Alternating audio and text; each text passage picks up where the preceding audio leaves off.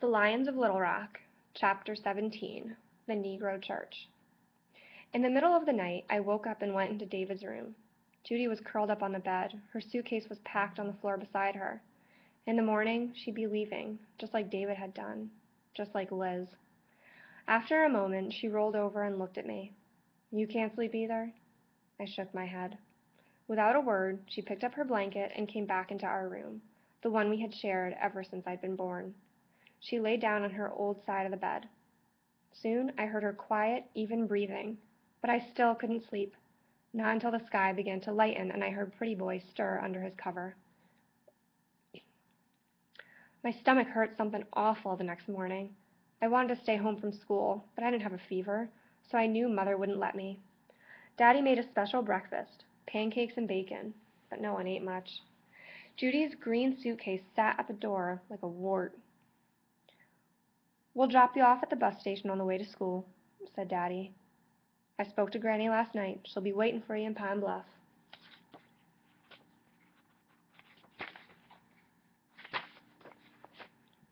I stared at my plate, a half-eaten pancake wallowing in a pool of maple syrup. "Come on, girls," said Daddy quietly. "It's time to go." Mother gave Judy a hug and kissed her cheek. Daddy put Judy's suitcase in the trunk while Judy and I got into the car. All the way to the bus station, I'd rehearsed heartfelt goodbye scenes in my head. I would say something like, "Goodbye, dearest sister of mine," and Judy would burst into tears, and Daddy would be so touched he'd relent and take us all home. But what actually happened when we reached the bus station was that Judy gave me a hug. I whispered, "Bye," and then she was gone. I gave JT his homework as soon as I got to school. He didn't even notice that they were all wrong. After math class, I stayed in Mr. Harding's classroom again for lunch. In history, Sally was still retelling the story, even though everyone at school must have heard about it 100 times by now. It was good gossip, sure. At least, I might have thought so if it hadn't been about my friend. But Sally was acting like she was the hero who'd personally saved us from a Soviet invasion. It was ridiculous. All she'd done was go by the church and gone by the church. The Baptist church on South Chester. If Sally could go there, so could I. Maybe I could find Liz, talk to her. Maybe learning how or why or something would help me feel not quite so confused and alone. I pulled a piece of paper from my math notebook and thought for a moment.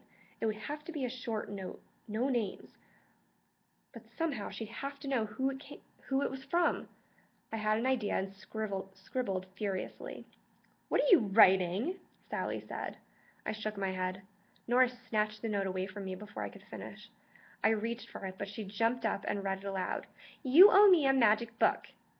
"What does that mean?" asked Sally. "Marley, are you studying to become a magician?" "Maybe she has an imaginary friend," suggested Nora. They both laughed. The bell rang, and Miss Taylor rapped on her desk. I didn't even bother trying to get the note back from them. It was short. I could just write it again. That afternoon, I rode my bike over to the Baptist church. I was worried about finding it, since I'd never been there before. But I'm good at reading maps, and I didn't have any trouble. It wasn't until I got there that I remembered what my father had said about staying away from Liz. I glanced around the parking lot. Was someone going to jump out and call me a race mixer? Steal my bike? Beat me up? But the parking lot was empty. Finally, I left my bike in the bushes and went inside. The Baptist church looked a lot like the Methodist one we went to. Pews, altar, a couple of stained glass windows. A colored man in a dark suit and a tie came up to me. He had short hair, was clean-shaven, and had a serious yet helpful expression on his face, just like the Reverend at our church. I wondered if they practiced that in a mirror between services. "Hello," he said. "I'm Pastor George. What can I do for you?" I couldn't believe my luck. Pastor George was Betty Jean's husband and Daddy's friend. If anyone could help me, it would be him. I handed over the note. I'd folded it into quarters and written, "To Liz, Elizabeth," on the front. His smile faded when he read the name. "She doesn't go here," he said, and handed the note back to me. That's when I realized he knew exactly who I was looking for. Elizabeth was a real common name, and he didn't even ask me what her last name was. Not that I knew. I mean, she was listed on the rolls at school as Elizabeth Templeton. but I was pretty sure that wasn't her last name. Wait, yeah. I wasn't even sure if Liz was her real first name. Maybe it was really Wanda or Darlene or Phyllis. I'm sorry, I can't help you, Pastor George said politely, though his tone made it clear that what he really wanted was for me to go home. I unfolded the note and handed it back to him. He took it like it was the tail of a dead mouse. You owe me a magic book, Friday after school, the usual spot. You'll know what it means, I whispered. Pastor George gave me a funny look. Are you Richard Nisbet's daughter? I nodded.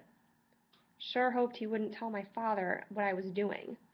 Pastor George still didn't smile, but his face softened a little. Youth group is tonight. I'll ask around. Thank you. And I went home to wait.